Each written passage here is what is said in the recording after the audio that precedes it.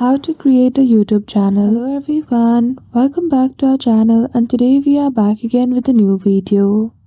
So without any delay, let's get into it.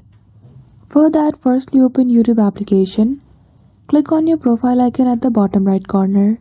Go to switch account option at the top, and here you can see under your Gmail account for which you have a channel or not. Simply choose one of the Gmail account for which you have no channel. After that, now you simply need to head toward YouTube Studio.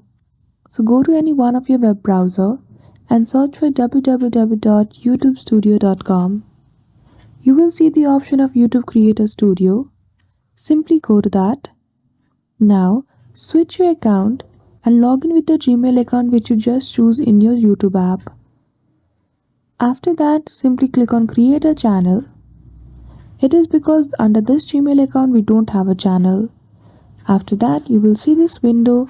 Provide your name and provide your username on YouTube. And now simply click on Create Channel. And shortly your YouTube channel will be created. So that's it. That is how easily you can create YouTube channel. So I hope you found this video helpful. If you did, don't forget to give it a thumbs up and subscribe to our channel for such tutorial. Thank you for watching till the end.